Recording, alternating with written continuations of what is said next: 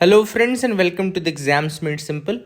So this is the Hindu analysis for 1st December 2024. Sunday का newspaper है. थोड़ा सा लेट हो गया बट जो भी इंपॉर्टेंट है मैं कवर कर देता हूँ एक बार. स्टार्ट करेंगे from the back of the page. देखते हैं क्या क्या इंपॉर्टेंट आर्टिकल्स हैं. तो you can move again with me. सबसे पहले आपको दिख रहा होगा North Korea Russia decide to improve the military cooperation. Now अब ये न्यूज़ आपको किस तरीके से इंपॉर्टेंट है, from which angle it is important. The important thing is North Korea bordering countries, ठीक है ना, क्योंकि बहुत ज़्यादा न्यूज़ में रहता है. एंड कई बार यूपीएससी आजकल आप देख रहे हैं कि बहुत ज़्यादा पूछ भी रहा है इस तरह की चीज़ें. तो आप लिख लीजिए अपने नोट्स में. नॉर्थ कोरिया की जो बॉर्डरिंग कंट्रीज है वो तो चाइना है. The first important country that borders is China. And China को यालू रिवर, यालू यानी कि यहाँ पे एक रिवर है अमनॉक रिवर, AMNOK, अमनॉक रिवर, उसके अलॉन्ग ये टच करता है. रशिया है जहाँ पे ट्यूमेन रिवर है, ट्यूमेन रिवर रशिया के पास है, चाइना को रशिया को. और तीसरा है साउथ कोरिया जहाँ पे DMZ है, डीमिलिटराइज जोन है. तो नॉर्थ कोरिया की बॉर्डरिंग कंट्रीज जो है वो इंपॉर्टेंट थी, मैंने आपको बता दिया. I hope you will remember them as well, ठीक है ना. सेम यहाँ पे एक जॉर्जिया न्यूज़ में था, है ना. तो जॉर्जिया के बारे में थोड़ा आपको बता दूं कि जॉर्जिया कहाँ पर है, जैसे बॉर्डरिंग कंट्रीज अगर हैं तो कौन सी हैं. तो जॉर्जिया एक कंट्री है which is at the intersection of Europe and Asia. याद रखिएगा, जॉर्जिया एक ऐसी कंट्री है which is at the intersection of Europe and Asia, ठीक है, याद रखिएगा. एंड यहाँ पे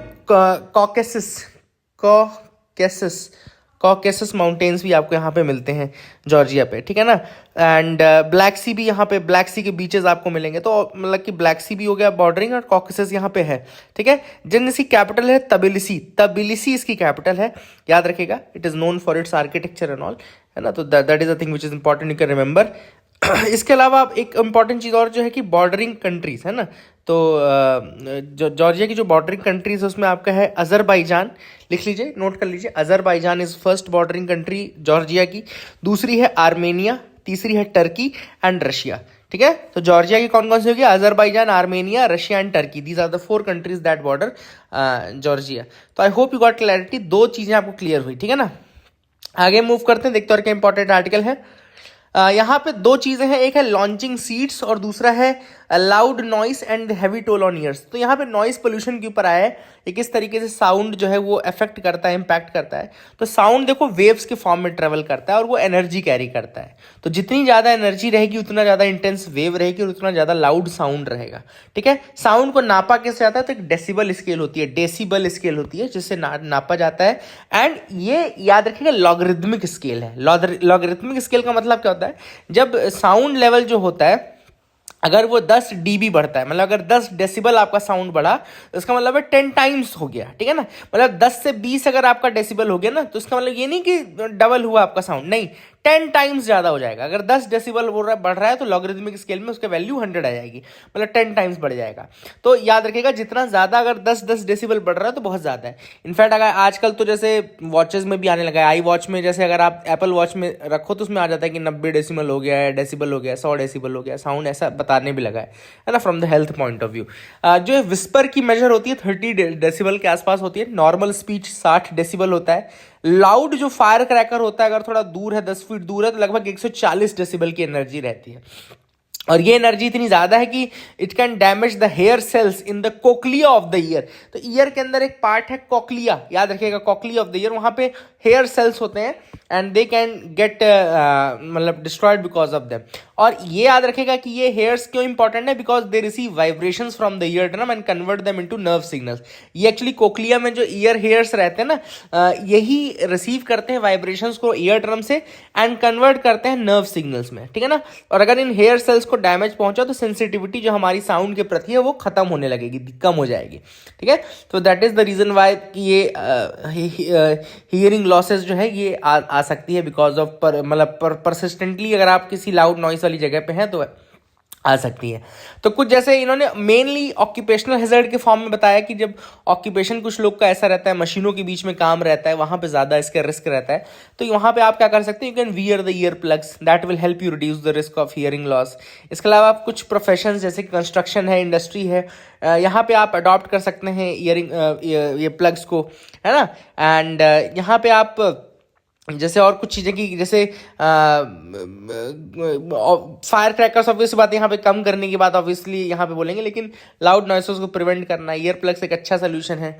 all these things can be done, है ना। आगे है लॉन्चिंग सीड्स। अब यहाँ पे क्या है कि लॉन्चिंग सीड्स में स्क्विल्टिंग कुकुम्बर जो है, it is known for its ballistic method that species use to disperse its seeds.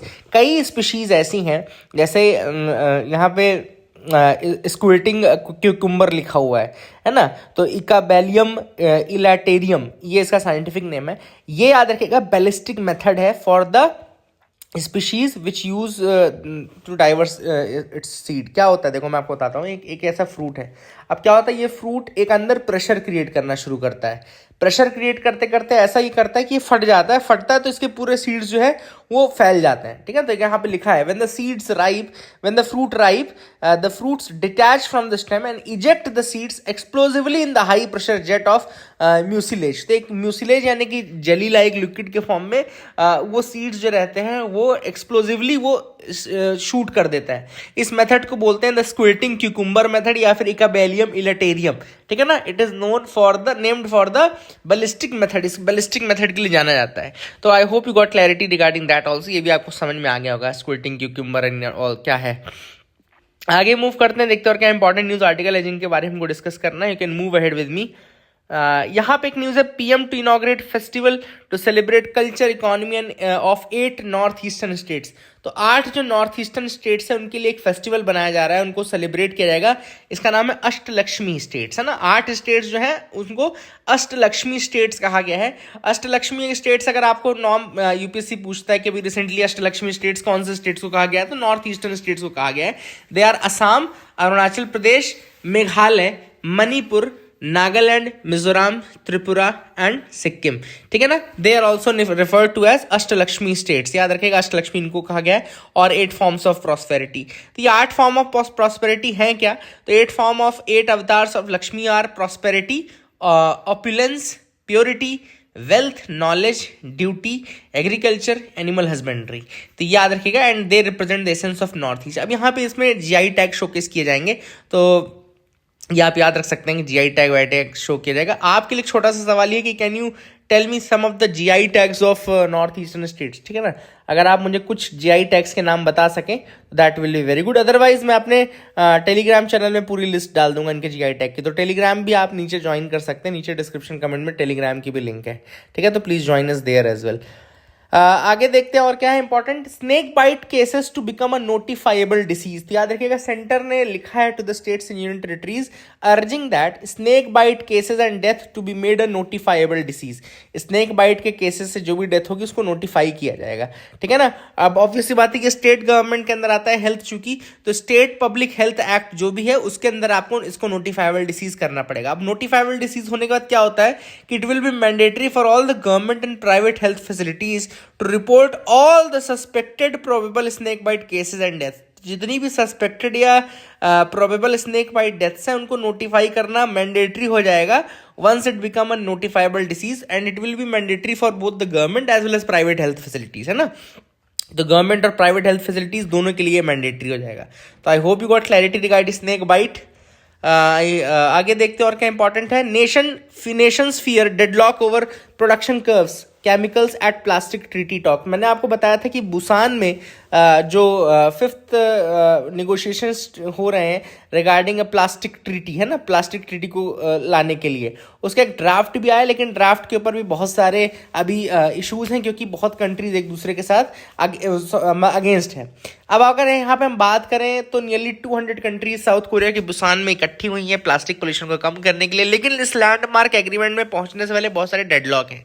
Deadlock mainly जो है वो है reducing the production, phasing out chemicals. ऐसे केमिकल्स को फेज आउट करना और ऐसा इसका प्रोडक्शन को रिड्यूस करना जो कि ह्यूमन हेल्थ को इम्पैक्ट करता हो। 100 से ज़्यादा कंट्रीज इसको मतलब एग्री करती हैं to this, but dozens of countries ऐसी भी जो उसको एग्री नहीं करती, और जो डजन्स ऑफ नहीं कर रही हैं काफ़ी बड़ी कंट्रीज हैं, चाइना है, इंडिया है, ऐसी कंट्रीज हैं।